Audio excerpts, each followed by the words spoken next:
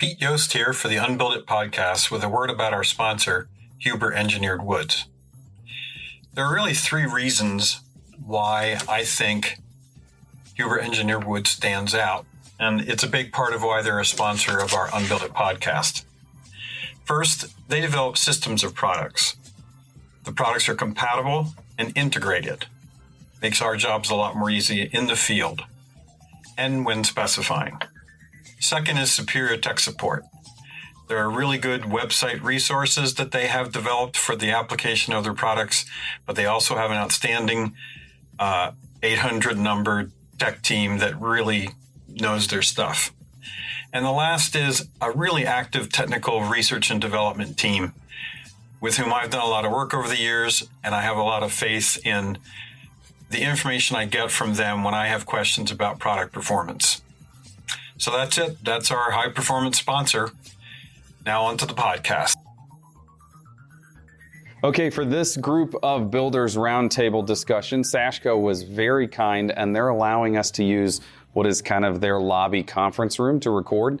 We were all in Denver for the Building Science Symposium. Sashco said we have a space. So if you hear audio problems with people in the background or manufacturing noises, this is on site. Give us a little credit. Give us a little slack, I should say. We're trying to provide you some content, and we took the opportunity to record here today. So thank you, Sashco, for the space and your support of the podcast. I'm Jake Bruton, and today on the Unbuild It podcast, we have another Builders Roundtable. I'm joined by Luke Mann of Rangeline Homes, Shane Durkin of company name I can never remember because your Instagram is not your company name. Patriot High-Performance Homes. There we go. And Jackson Andrews from Jackson Andrews Building and Design. Sorry, Shane. I got to make you repeat it's that your you're going to have to. It adds character to me being an idiot. It's okay. That's what we're called. Yeah. So today we are going to talk about closing out a project, what it looks like to get to that last few days, what those last few days might look like, and what it looks like after that. And I think we all have fairly similar, but not exactly the same. And I do think that there are some lessons to learn here. And we were just talking, Shane, and I'm going to kick it to you first thing. Like, what do those last few days look like with you guys? So full disclosure, I don't have it fully figured out. I'm still in the process of learning what works for my business and the type of projects we're on.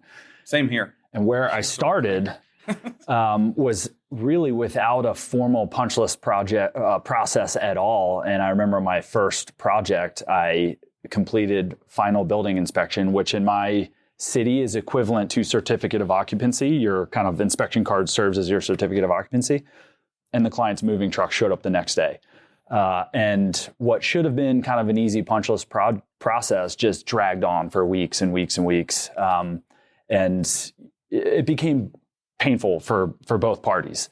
Fast forward to now, I've completed a number of projects since then. I've kind of worked out, and I think it comes down to expectation management, like we talked, Luke. I have this conversation with clients where I say, final building inspection does not equate to move-in. Those two things are not one and the same because there's this punch list process that has to take place in between. And I've actually started to work it and incorporate it into the language of my contracts that from final building inspection, there has to be some allowance. I think right now it's actually 7 working days. I might make that 10 business days where I'm allowed and afforded the opportunity to bring trades in as needed to tie up all these loose ends, some of which might be out of our control and subject to, we're awaiting a replacement ceiling fan that wasn't working and things like that. So that's in your contract. It's in my contract now. So they know that now that there is an allotted time after final building inspection for punch list, and move-in can't take place in advance of that. And really the reason for it is a couple things, like one, what should be a simple task can turn into a monumental task when you're having to respect a client's time and space. You can't show up at 7 a.m. because they're feeding their kids breakfast and they're getting ready to go to school. And now they've got pets that they're not home and they don't want their dog to get out. And the house is clean and well kept. And you've got trades that are coming from a dirty job site that are going to be marching through it. So many more considerations that you have to take into account when that house is occupied that it's just way easier for both parties involved. They're going to get frustrated if there's just an exorbitant amount of work taking place after they move in. So that space and time is beneficial for both of us. But the other thing is so that I've learned that if I don't draw a clear line in the sand and create a punch list that's mutually agreed upon, work our way through it to completion, that when move-in occurs, that you get what I call punch list creep. Scope creep is, not to say that if they discover things when they move in, it shouldn't be my obligation to fix them, because of course things will get missed. And I just kind of share this analogy with you that, like, what I tell clients is, hey, we've built this one-of-a-kind custom vehicle. I get to start the engine, start the ignition, and push all the buttons and make sure things turn on, but I'm not driving it. I'm not taking it on the highway. That's what you're going to do when you move in and live in it.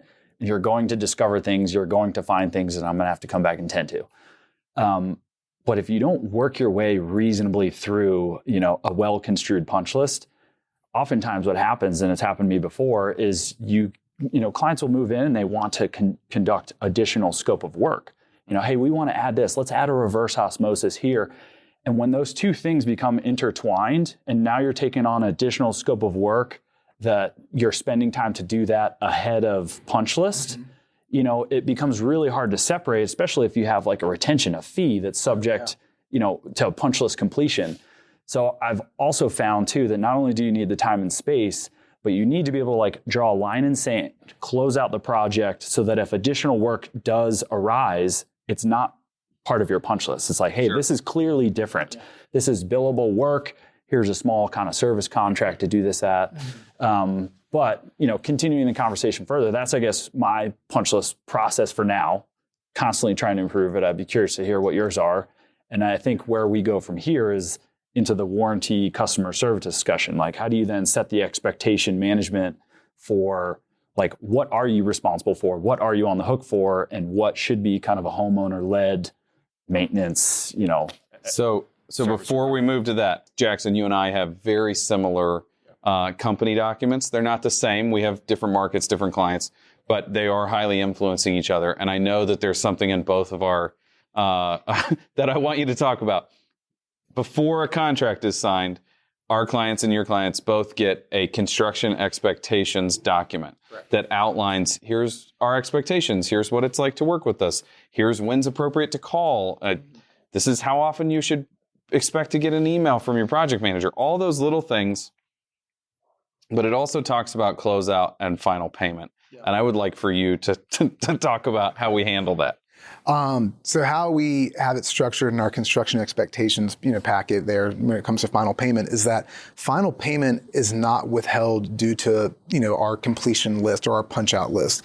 Again, we're not turning over a punch out list that's like, we still need to finish, the build out. We're talking, these are, when we talk about punch out lists, I know for all of us, we have a little bit of paint touch up here, or we're waiting on a light to come in that's been back ordered for 6 months. And when it comes in, we'll of course come install it.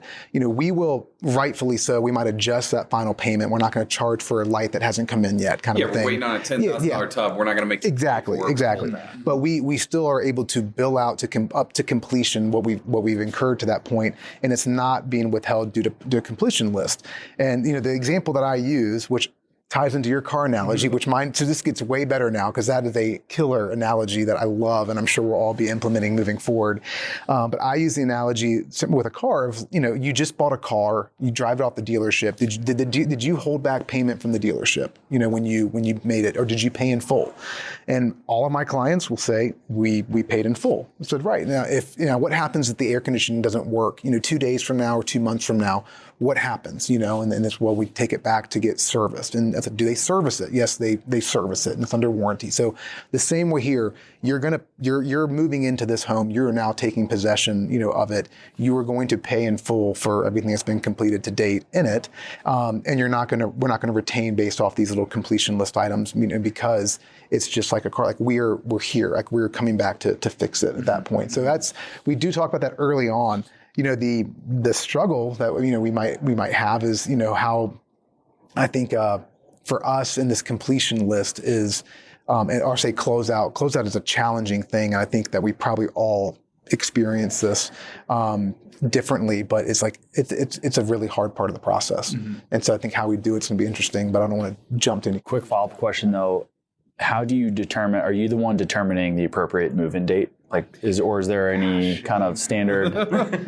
Trying to learn here, man. Yeah. So this is where You have to be willing to put your foot down. you do. But it doesn't always work. Here, I love that we can just be really honest about this stuff. Like we've developed some really great contracts. I'm sure we all have these, documents. Everything looks good on paper. They're only as good as what you're willing to enforce. And if you all haven't heard it yet, y'all will hear another roundtable discussion about client selection. And I think that we can all probably say, for me at least, the clients that we're working with, they become like really good friends of mine. And so I've got to be willing to say, no, you can't move in yet. The reality, to be perfectly honest with you all, we run into. Hold on. I was on one of Jackson's jobs a few weeks ago. Well, the painters, the plumbers, the driveway crew was going in, the garage doors were going in, and they were unpacking furniture. So we all know that there's an ebb and flow. Totally. That there were certainly people there still executing work. While now I will. So the reality, yes, this is the hardest part of the process. I feel like is closeout, and we have spent even for example the job that Jake was on when he was in town a couple weeks ago. I can remember having this amazing, just inspiring talk with our team about we're going to wrap this thing up in right after the 4th of July. Guys, we're going to have weeks that we can just kind of walk the job and just test it out and just enjoy it. And hell no. I mean, it was crazy every single day. And I've never had a job, no matter how many times we try to plan it out of we're going to finish and then we're going to allow ourselves this many weeks of just low key, just put your booties on and kind of come in and walk and inspect. It's never that case because even if we are done, at least I always take on that scope creep, and we get way more scope creep during that final last stage than we do any other part of the process. And mainly it's because I think clients are they're just seeing things either this is our chance to change something, I didn't like this color or whatever it is, or can you help hang these things, or we've got this coming and we need more, storage in the laundry room. Can we help hang this or that? And for us, it's going to be a yes. Now, what we've learned is, which you were talking about too, is you've got to have the right expectation. So the job site that Jake was on, it was no surprise to the client. Hey, we're moving furniture in and we've got all this other stuff going on. It was very well discussed. In order to meet the date that you want to do, this is what this is going to look like. And then after you're in, this is what's going to be remaining. Are we okay with that? And this is the parameters we're going to work within. And these are sometimes even additional costs that we could incur because of this. Mm-hmm. So it has to be something that we're not just blindly going into. And it's so important to have that conversation with the clients because you can tell them what it's going to be like, but they don't really know what it's going to be like. Yeah. From my experience, you can have that conversation with the client, but then it's you need to ask again and be do you really understand? Yes. It's I'm setting this expectation, but I'm going to ask again and tell you again because I don't think you really understand what it's going to be like, And so meeting those expectations are really difficult, I laugh because I think even, on another roundtable, we're talking about, anyone watching this, learning from our mistakes and being hey, put your foot down and don't work with the client, if they're not respecting you, if they're not doing this, and be able to learn to walk away from it. And I would love to say we put our foot down and this is the date, the house isn't done yet, you can't move in. I've never been able to do that, man. I just haven't. Yeah, These become good friends, and I'm also. But at the same time, I've got to be real with them and let them know what the expectation is. And there's sometimes I will say this is going to be hell. If you're trying to do this, and at that point they've been through the process, and there is that level of trust. They'll say all right, we're gonna wait, but we've got to at least deliver stuff. Can we at least do that? And we will always find a solution, But yeah, because by the time you get to close out. From my experience, clients, it's an exhausting time. The project's been exhausting. They want to move in. They just want to live in their home so bad.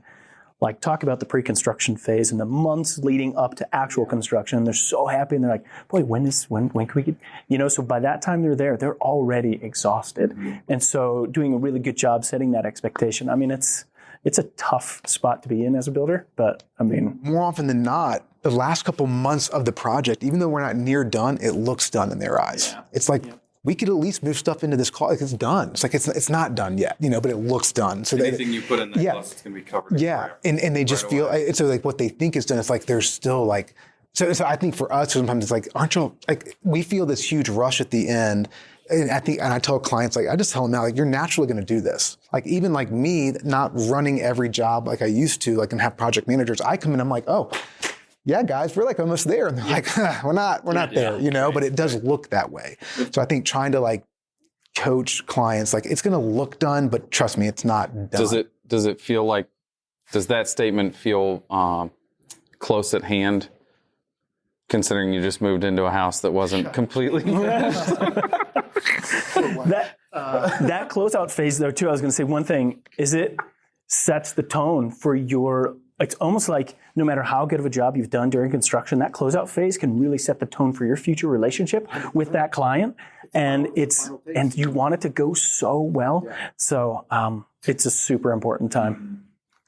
Before we move on to like post closeout, your analogy of like, we don't really test the house, we get to test drive it. I was on one of Jackson's job and I was like, man, that is like the coolest bathtub I've ever seen. And he was like, oh yeah, I used it. And I was like, really? And he was like, no, you idiot. No, I didn't use it. Come on, I totally thought that underwear on. Like, you know, I totally thought that he had taken, like, he said it so quick and so like deliberate. I was like, he really took us to a bath. I really wanted to. Like, there's some things I'm sure we've all installed some things. Like, man, I just really want to try this out. Saunas, spas, all the luxury stuff that we don't have in our own homes. Yeah, even just like checking on a job site at night, right? Like now all of a sudden you have people there that are there at night, the 24 hours a day, you know, because you're just, you know, primarily there from 7, let's say, till 4 or 5. You know, I mean, that sun starts to go down at night, things cool off, maybe pop a little bit here and there, and they're getting these noises like you were talking about. Yeah. It's a different place at night, too.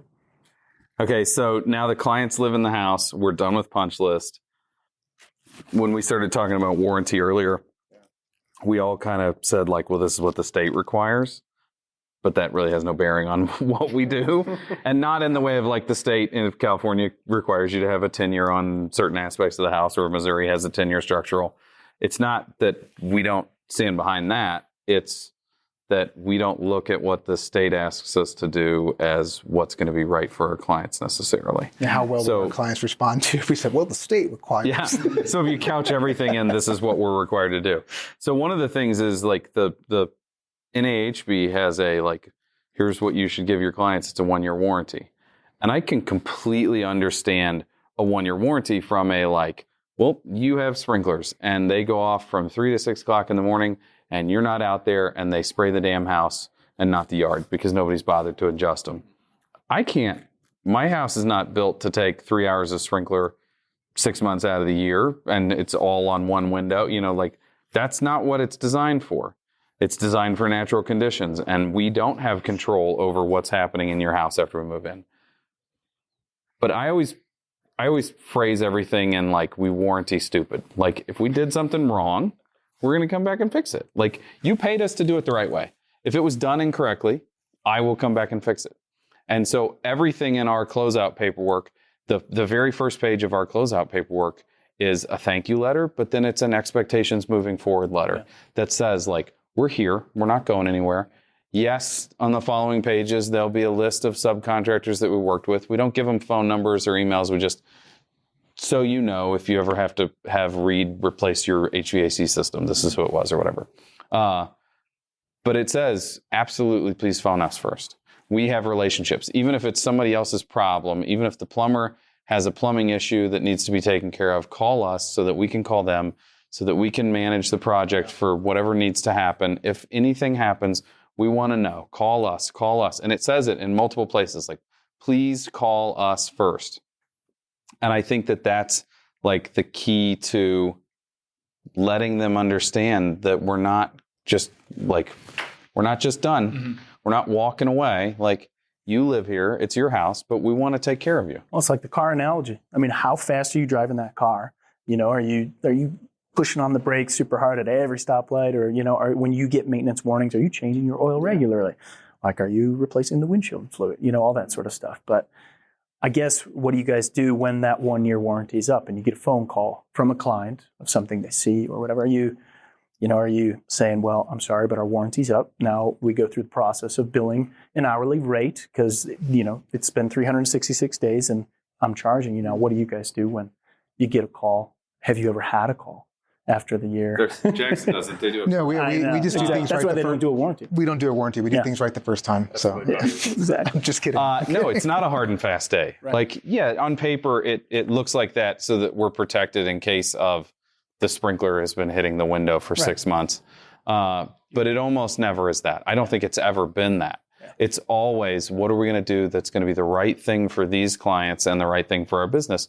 Because we don't want them to be unhappy. Right. And it's not like we're held hostage by their opinion, but we built the house for it to be correct. Like, we charged you enough to do it correctly. So we're going to take care of anything that wasn't done correctly.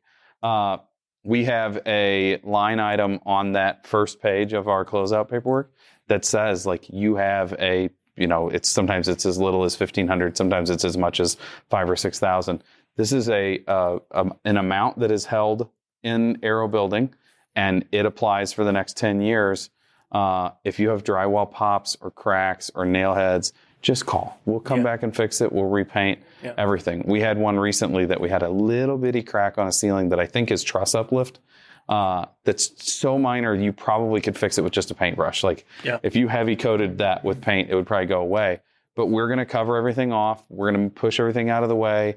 We're going to protect the site, and we're going to go in and we're going to remud, and then we're going to paint the whole ceiling. And the clients are like, "Are you sure?" And I'm like, "Yeah. Do you have your closeout paperwork?" And they're like, "Yeah." And he walked into the other room and came back with it. And I was like, well, at least he knew where it was. Yeah. I was like, if you open it to the first page, you have an amount of money that's legit set aside for this, and we're not even going to spend all that money. We know that this might happen. We have expansive soils. This is something that it's not a construction defect. It's not our fault. It's not the drywall guy's fault, most likely. Maybe it is. How do you plan that amount? Is it based on the based on value of the home or what I perceive the risk to be. Okay. Yeah. So we have big volume ceilings. We're probably more likely to have something come up. If we have 8-foot ceilings on a ranch, we're probably less likely to have something come up. Okay. And it's not that I then up their charge amount by that amount. It's not like, I hid that $3,000 in their bill somewhere. It's, I'm setting that aside and saying, I know that in my warranty budget, I need to hold on to this much for this project. And it's just like, if nothing else, that thank you letter is there to say, like, we're here, call us. We're already planning that there may be a small issue with something and we want to come back and fix it. And I think like that sets the tone for everything moving forward. If they think that they can call, then they're more likely to call and less likely to be like, well, screw those people. They did something wrong and now they're gone. They've moved on to the next house, 2 taillight warranty. I'll play devil's advocate here, though, because I think everything you say we're all in agreement with. But I think there's a fine line between providing that level of customer service and effectively being taken advantage of, like that you are somehow a concierge service into perpetuity to be responsible for effectively managing all of the operations of the home. Like, that's a difficult conversation that I often have to tread into. And like you said, when you're having it with clients who become really good friends, it's difficult.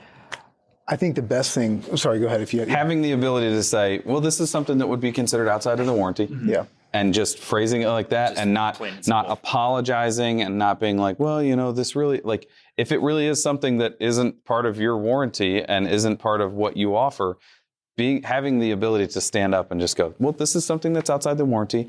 For something like this, cost associated with it probably, like, and just being plain and deliberate. Mm-hmm. I actually had, I didn't know this about myself until very recently. Jackson's wife explained to me that I'm very upfront and direct, and some people have a hard time with that. And I think that it's How did you get this long not knowing this about me? Yeah, that's fair. I told my wife that she had told me that, and she was like, yeah. But like, it works really well in my business where I can just go, no, it's A plus B equals C. Like, that's how we. Particularly in that situation, I don't think you can mince words. You just have to be direct about it. Yeah, I think the more indirect you are, the worse it's going to get and look for you. If you seem wishy-washy, it seems like you're trying to squirm out from underneath of it or something. Mm-hmm. I think something that goes a long way with, especially with warranty. I mean, I look at warranty items as there's craftsmanship. Like, did we do something poorly? And I bet you everyone at this table, and most of us probably watching, if we haven't executed something right, own it and fix it. like there's nothing speaks loud to me more volumes to a client than being like, holy crap, they did something wrong and they're actually standing behind it and they're going to fix it. It could be a product issue, which product warranty, there are two parts to keep in mind. To me, it's what's the manufacturer warranty on that product. Hopefully we've already educated the client on this is the product manufacturer's warranty on it, what's what to expect if there's an issue with it. And that's from like previous discussions during like the pre-con and selection phase. So I think it's the ability to kind of like lean on a manufacturer issue, also own your own, but then just you've got to have that discernment. And I think you got to know going in, and there might be clients that you go in knowing that these people have never ever reached out to us. I'm glad they finally did. Like they're way outside their warranty phase, but like at least I know like they need help with something. I'm probably going to go in there and be like, this is a real cosmetic thing. It's super easy. Like we'll just take care of it, Or you explain to them like this, like we talked about this, like this can happen with this product. It's going to take about this to repair. We it could happen again, kind of a thing, and just being able to explain them to. But hopefully, it's not the first time they're hearing it. I think there's a lot of emphasis for us on product education in the beginning, what to expect with what you're picking for your house. So that way, when this does come up later, it's more of a reminder of like, oh yeah, like this could happen. We kind of did talk about this, but I think you've got to just be decisive, and it could be different, like on different jobs. That's the reality too. You might say like on this job we're gonna easily take care of this. On this one, we definitely talked about this, or it's been a longer duration of time where we knew this was going to kind of come up. A caulk cracking, joint, and then kind of explain this isn't warranty. This is expected. Sure. So I had a conversation with a builder the other day that I will provide anonymity. I think everybody at this table knows this builder. And I was explaining, I was headed back to do a 3-month visit after turnover. And it's like, well, we do a 3, a 6, and a year. And we kind of just like, well, I want to check in. I want to see how the building's operated. I almost always go to the 6-month visit and go, it's time to change the filters. Have you guys changed them? Oh, what filters? Like it's always something where it's like, it's a good opportunity for me to educate the clients, but it's also a really good opportunity for me to go, okay, this was a new trim sub. What kind of issues am I seeing here? What is that trim sub working on now that we could take place? Like I'm resurveying. So it's as much for me as anybody else. We certainly explain it to clients that we want to check in. We want to make sure everything's okay. And the builder that I was talking to was like, that's the dumbest thing I've ever heard. Why would you be like, hey, we probably screwed some stuff up. We need to come back 3 times to check on it. And I'm like, we're seeing things from a completely different perspective. And the builder I was talking to was like, everything is done at punch list. If it happens after punch list, they did that to the building. And it's just a completely different view on the customer service side of things. And I'm not sure that builder's wrong. I just disagree with doing it that way. Contractually, no. He's like, why would you give them the opportunity to sit around and wait for the 3-month visit and be like, here's the list of things that we're not happy with. Yeah. I'm like, why wouldn't you want to fix anything that they're not happy with if it's a legitimate complaint? And so I think it's kind of 2 different perspectives on how to look at it. But I certainly think my perspective works better for me and my clients. I would rather know if you're unhappy about something so I can make sure you're not going to be unhappy about that thing. It's also preventative too, like you said, the filter thing, like, hey, don't forget, like you might need to be winterizing hose bibs in a couple months, or like, are you doing some of these things coming up? The door of your crawl space closed? Yeah, the alternative is going to be. The alternative to this is going to be. There was a deliberate pause there. The alternative is getting a call later, being like, hey, like our water heater isn't working, or the AC's down. Like, we'll have you change the filters. Mm-hmm. What filter? Like, so you're then going to fix a now it's a problem that you're having to educate someone like, hey, you haven't maintained this. Like, so this is your fault. But they might be like, we didn't know. And most of the time, I'm sure, let's assume all of us did take the time to educate our clients on what the maintenance and the care of their home is moving forward and what to do. Like, I'm sure we all provide documentation for that. The reality is they still aren't. Or it's not getting done as often as it should. How many times do you have a car and the check-in or the change oil light comes on, and then you're like, I'll get to that next week, and you just kind of hit it. But at least it keeps popping up every week. Not every home has that, has an indicator of someone saying, change your filter, like change your filter. To change your filter when all of a sudden your AC's down, right? And you're wondering why. Mm-hmm. Well, the way also that you talk about it is just maintaining that relationship with your client as well. I mean, Not that your motivation is to get more business from your clients, but it's like how you think that other builder, that client of theirs, if you say no, and I'm a hard no, I'm not coming back, they're never going to recommend you again. Like, it just seems like a ignorant way to proceed with your clients. And also, if you see something in the house that you see, that is either incorrect or wrong or something's happening and you bring it up to the client, personally, I'd much rather find that, bring it to the client and say, hey, now here's our next step. We're gonna coordinate this. We're gonna fix it. Versus them coming around and seeing something and then telling you. And then, I think from a customer's perspective, I'd much rather have the way in which I would feel that we do it. Yeah. Yeah. I had a client reach out 2 weeks ago. We have a little crack on our drywall on the ceiling in the dining room. Sure. What do we do about that? And I was like, well, I need to come by and take a look at it and see what's going on. Like, we certainly want to fix it. When can I get by? And they were like, we're going on vacation. And I was like, okay. That's the best time. When are you leaving? Yeah. I mean, really, for most people, they don't really, I mean, the drywall crack is one thing, but like, we'll do it while you're gone. Just tell us, even if you're going on vacation in 2 months, we'll plan it around that. I heard you say something earlier I want to maybe try and expand upon a little bit. I imagine we share similar thoughts, but I think of, and we were talking about state required warranty, right? Yeah. I think of that only because, to kind of expand upon the car analogy, like, that is my legal requirement. Like, and that's kind of effectively how I determine the amount of profit I should be earning on that project, right? So if I've built this house that is, worth millions of dollars and I'm legally obligated to warranty construction defects for a period of 10 years, I think of it as like, man, I have skin in the game for that amount of time. This product is kind of on my hands for that amount of time. What is the appropriate amount that you should charge to basically bear that burden? And they're paying for your warranty. 100%, but it's being kind of effectively dictated to us by a state law, essentially. And I think of it the same way as, like, if you're going to buy a car, that might come with a certain warranty, but you can effectively pay for an extended warranty. Yeah. If you want the manufacturer of the car to say, hey, we will have skin in the game and backstop our product for an additional 3 years, well, here's how much that costs. Yep. And you kind of mentioned it too, that like the size of your warranty expense or fee or whatever you want to call it is dictated by size and scope of the project. I think about it in a similar way. It's like, when I'm pricing a project, here's my kind of overhead expense to basically break even. Now let's take a look at how much did this house cost? What are the risk factors present that I have to warranty for 10 years? What's a fair amount of profit to earn for that? Yeah. Is effectively kind of the reason why I think of that like state level warranty.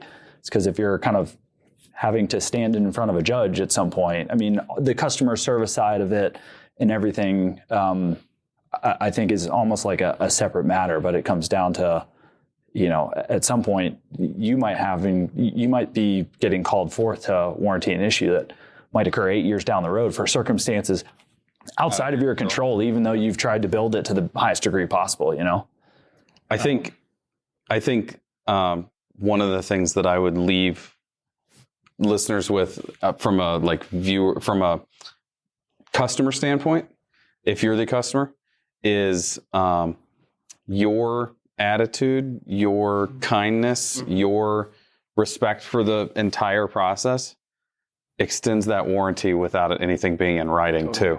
We hate to admit that. But if you're one of my favorite people in the world, I'm going to come back and be happy to see you. Or the people that have a drywall crack on their ceiling.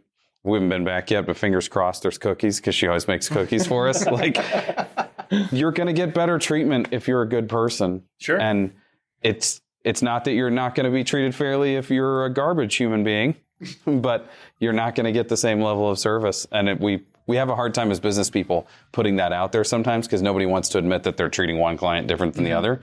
But it's like, everybody gets a good amount of service, and then you get the over and above if everybody likes seeing you. That's just human nature. Someone like, I don't know who said it, but I've heard the term used before. It's like, you build this emotional bank account. Like, so when you're basically performing that level of service and offering that amount of like kindness and respect, you're building this emotional bank account with the client, so that God forbid something does go wrong, you're more likely to be able to resolve that situation in a more like appropriate manner. Yeah. You have a larger amount to draw upon. Yeah. Effectively, yeah. I like it. Yeah. Okay. Thank you for watching the Unbuild It podcast today. We have more of the Builder Roundtable with these guys. They're very gracious with their time to come and join me for this conversation. Make sure you subscribe on the YouTube channel. Make sure that you subscribe on whatever platform you listen to podcasts. And until next time, have a good day.